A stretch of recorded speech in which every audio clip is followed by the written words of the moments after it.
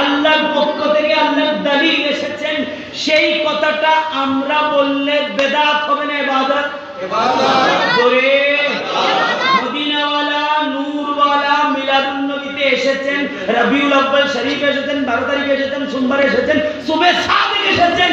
এটা যদি প্রত্যেকদিন প্রতিক্ষণ প্রতিরাত বলতে থাকেন, এটাতে বেদাত হওয়ার কোনো সুযোগ নাই, বরং তরজুমায়ে কোরআন হওয়ার কারণে, ইশারায়ে কোরআন হওয়ার কারণে এটা ইবাদত ও ইত্তেবায়ে খোদা হয়ে যায়। যা বলেছেন, যা কিছু এই রবিউল আউয়াল মাসে বলেছেন, নবী এসেছেন, নূর নবী এসেছেন, নবী আগমন করেছে, সবকিছু ইবাদত হয়েছে না বেদাত হয়েছে? ইবাদত। প্রথমে কে বয়ান করেছেন? আল্লাহ। তারপরে আমরা কি করছি?